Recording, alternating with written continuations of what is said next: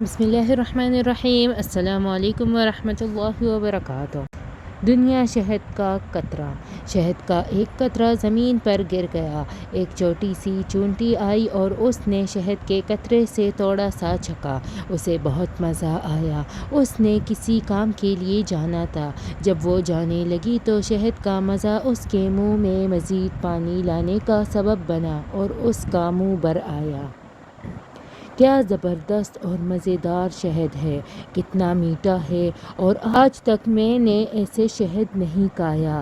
وہ واپس لوٹی اور شہد میں سے تھوڑا سا اور چکھ لیا۔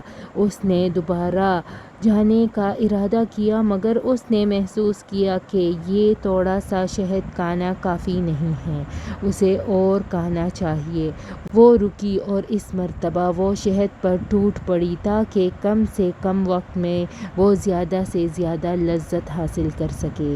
وہ چیونٹی شہد میں غوص زن ہو گئی اور لطف انداز ہونے لگی، مگر افسوس کہ وہ شہد سے باہر نہ نکل سکی۔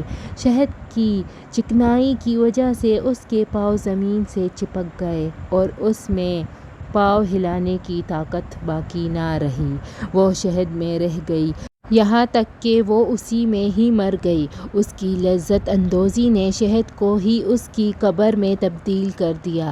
ایک ندا کا قول ہے، دنیا شہد کے ایک بہت بڑے قطرے کے سوا کچھ نہیں، بس جو بھی اس قطرے میں سے تھوڑا سا بقدر کفایت کھانے پر اتفاق کرے گا وہ نجات پا جائے گا، اور جو بھی اس شیرینی میں غوص زن ہوگا ہلاکت اس کا مقدر بن جائے گی۔ اللہ تعالی ہم سب کو سمجھنے کی توفیق عطا فرمائے، آمین۔